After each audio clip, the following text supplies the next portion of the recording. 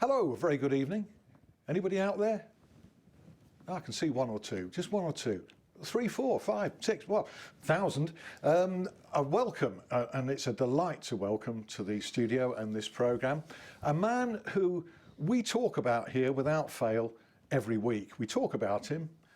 This week it's our pleasure to talk with him. I refer to the manager, I should say head coach of Sheffield Wednesday, Mr. Carlos Carvalhal. How's my pronunciation there, Mr. Carvalhal, first of all? Are we in the ballpark area?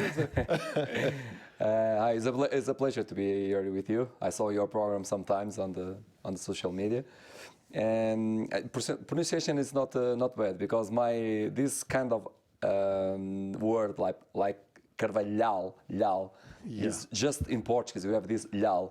Yeah. And it's very difficult. I know that is when I go abroad, to the people they try, but it's very, very hard to say my name. It is, isn't it? Well, that's the way I do it. You're not objecting. I'd also like to say to you, Olá, muito obrigado por ter vindo.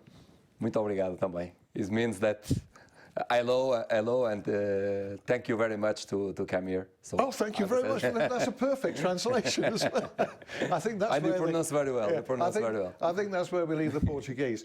As every Sheffield Wednesday supporter knows, you're 6th in the table in the Championship with Sheffield Wednesday. They'll also know that you were appointed on June the 30th, 2015. Now that's 19 odd months ago and counting. And here you are now, as by my reckoning, the 5th longest serving manager in the Championship. Correct? I think so. Yeah, well, just briefly, Mick McCarthy, Ipswich, over 4 years. Simon Grayson of Preston, nearly 2 years. Chris Hughton, over 2 years at Brighton. And at Norwich, I think it's spot on 2 years for Alex Neil. The 5th longest serving. First of all, that must give you some satisfaction. I'm feeling very old.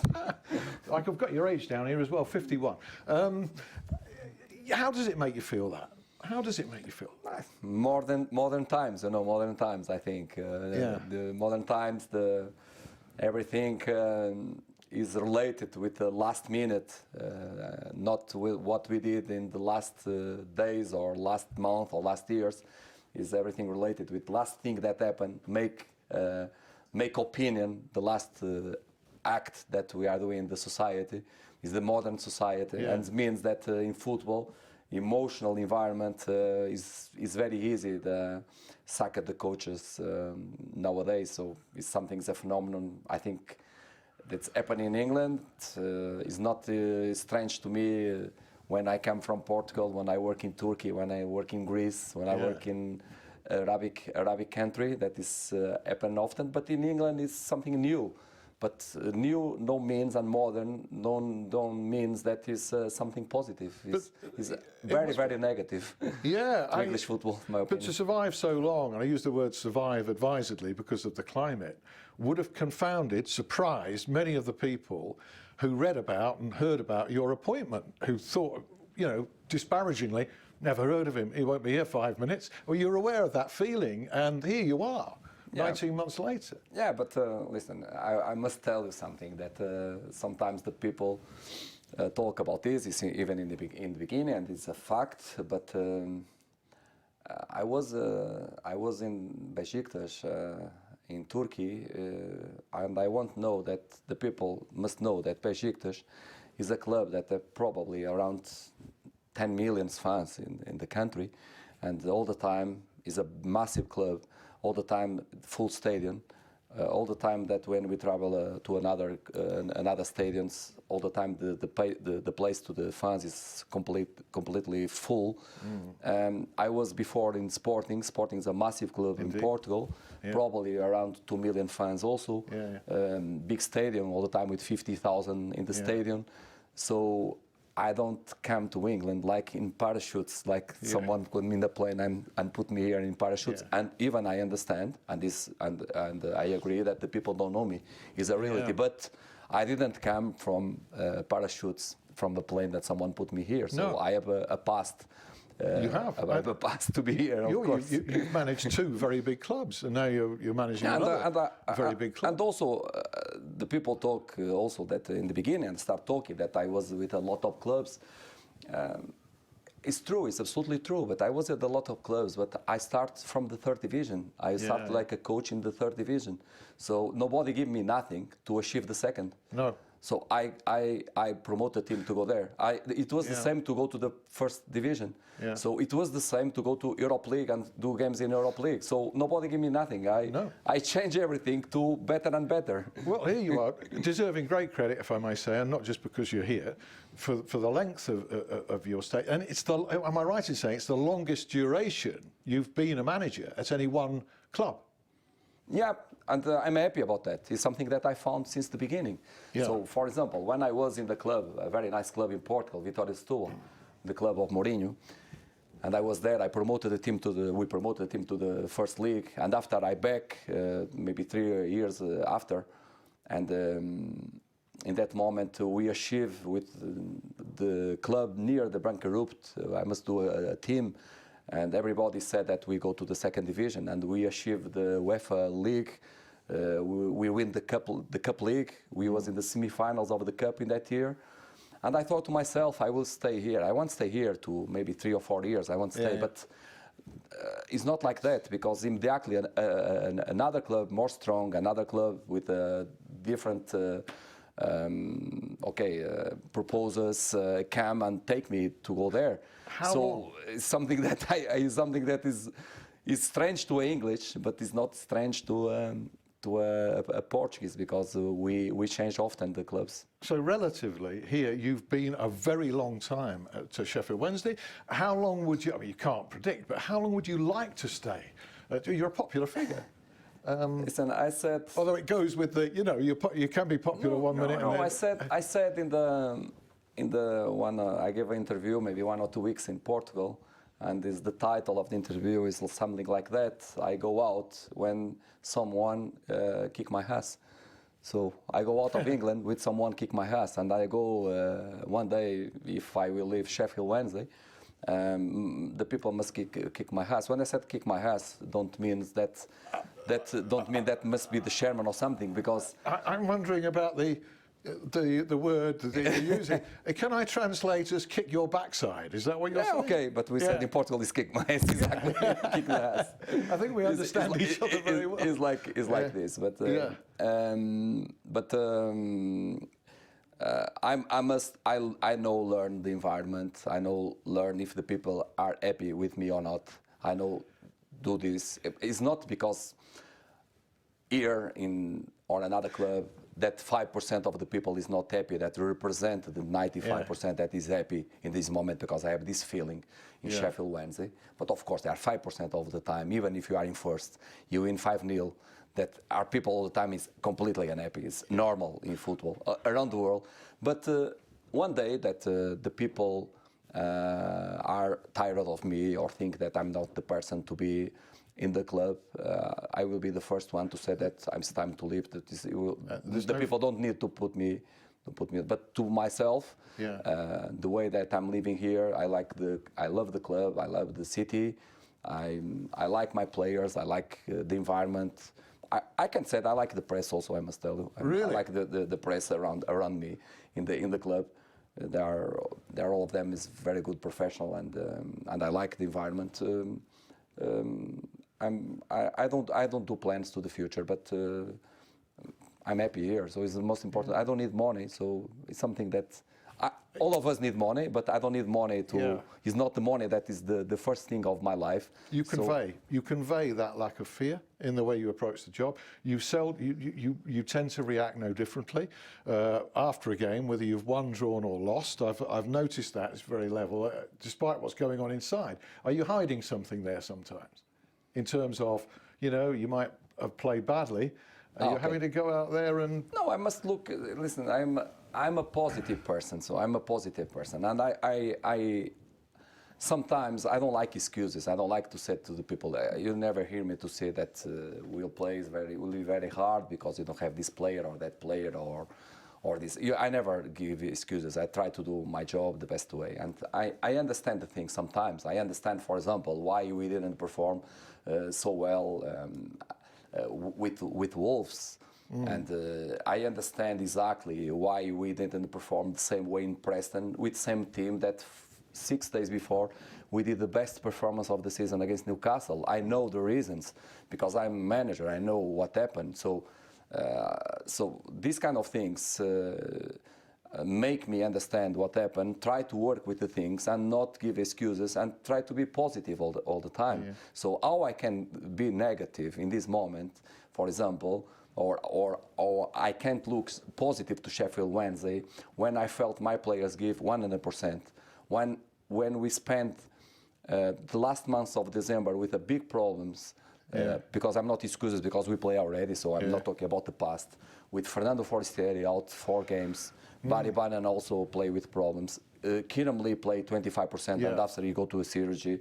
You know the reasons. Well, Gary Hooper is out of the team. So, but look now, relatively, look at the good news in the field. Sheffield Wednesday is a club of mood swings. It can go down and suddenly it's right up there, almost giddy at the moment. It's been a great week, eh? Forestieri on extended contract, Hutchinson as well. You signed Morgan Fox. I know you're not allowed to say, but we all believe that Sam Winnall is on his way in from Barnsley. No, but they are more positive. Let me tell you very, very fast. In 9 games, we lose 1. In the last 9 games, we lose 1, 5 win. And in this we play against Newcastle and also our teams. But how are you feeling following all of that? And we are in 6th place in this moment. Last season, in this moment, we was in 8th. We are in 6th now. We are more 5 points than last season in this moment. And yet you played better last season in terms of fluidity. I agree, but listen. There are 2 or 3 things very important to tell about this. That one is not just us. We play against opponents. Last season we play underdogs, and when we play underdogs, we play free. When we don't have any kind of pressure to do our best. And another teams don't look to us like a threat. So in this season we are playing with a big responsibility because we was in the final of the playoffs. So we was in 3rd of the championship last season.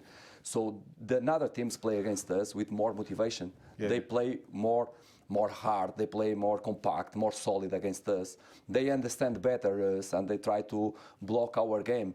So this is part of the game, so we must be ready. But even with this, when we don't have more the spaces that we have in the past, we have more 5 points than last season. Another thing important to tell, that you remember last season, often the people said that we move a lot of the players. You remember that? Yes, you we did. share the players, and we share more last season than this season.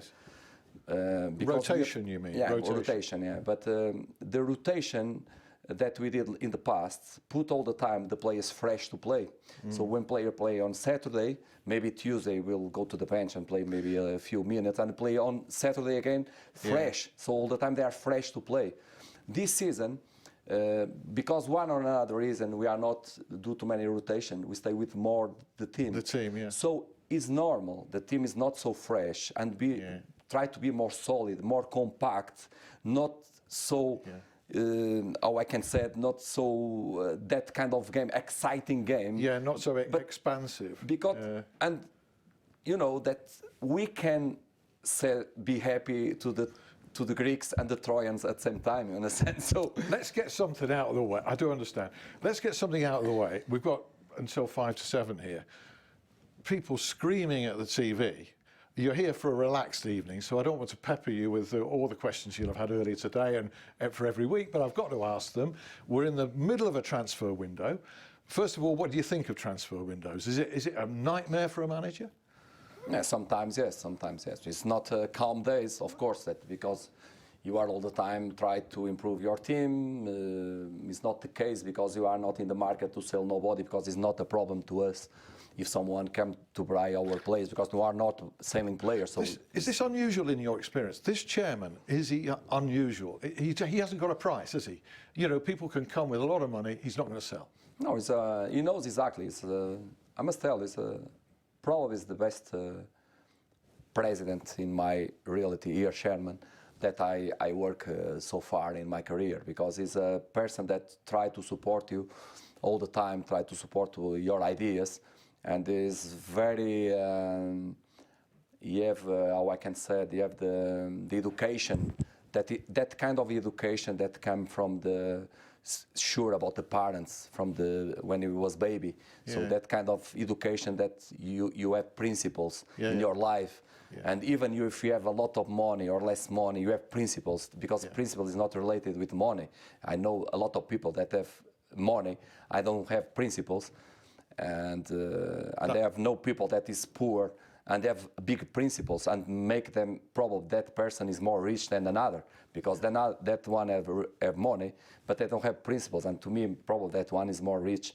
But the chairman, look to him, he's a very rich person, but you have principles. He has pride and principle. And this make Funnily enough, it's exactly in the what I life, wrote in my column last week. In the life, in the business, make a big difference. The way that you act when we have principles in your life, and he's a person like that. So make very easy to work with him. I must tell you, very easy.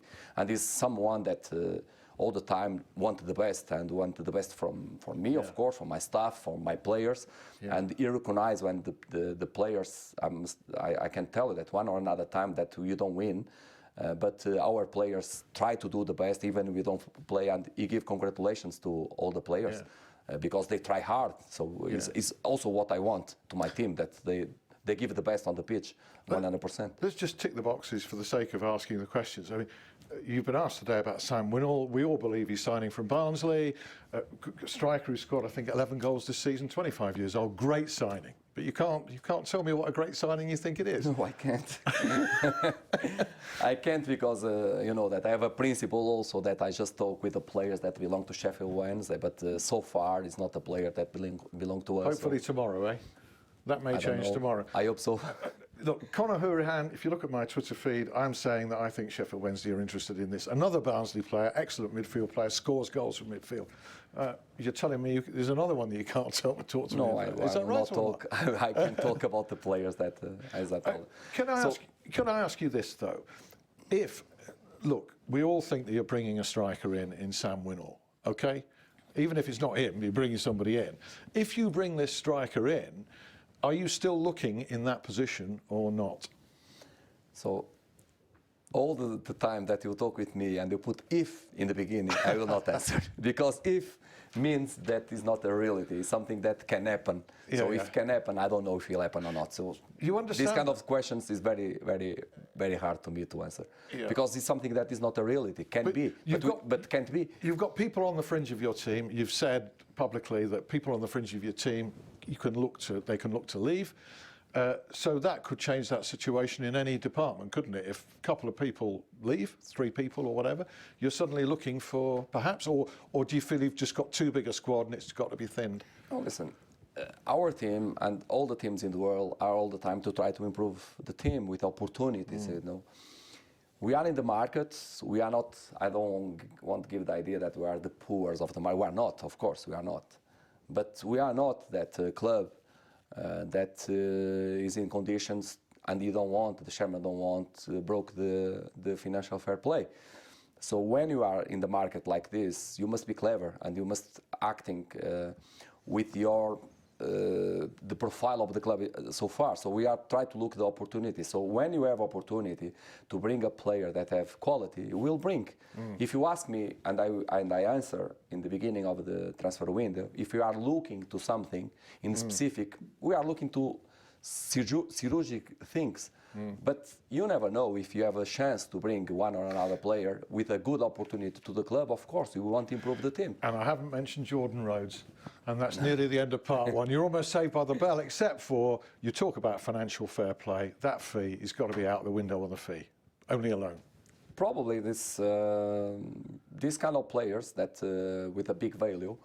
Usually they decided everything in the last days. So if you saw last season, if they're forced into a loan towards the end of the window, I'm saying I think there might be a phone call from Sheffield Wednesday.